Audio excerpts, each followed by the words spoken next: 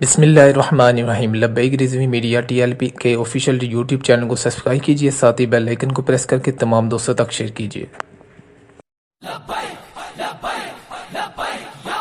بسم اللہ الرحمن الرحیم۔ تو ناظرین اکرام، امیر المجاہدین حضرت علامہ انس رضوی صاحب جو کہ داتا صاحب کی نگری پر آج حاضری دیتے ہوئے، آئیے اس کے مناظر دیکھیں ہیں جس میں پورا داتا صاحب کی نگری میں مزار شریف بھرا ہوا ہے، اور وہاں پر لبیک لبیک یا رسول اللہ صلی اللہ علیہ وسلم کی صدائیں بلند ہو رہی ہیں۔ قافلے کی شکل میں تمام عاشقان مصطفیٰ صلی اللہ علیہ وسلم یہاں پر شرکت کر رہے ہیں۔ تو الحمدللہ آپ یہ مناظر دیکھیں اور آپ اپنے دلوں کو باغ باغ فرمائیں، لبیک لبیک یا رسول اللہ صلی اللہ علیہ وسلم۔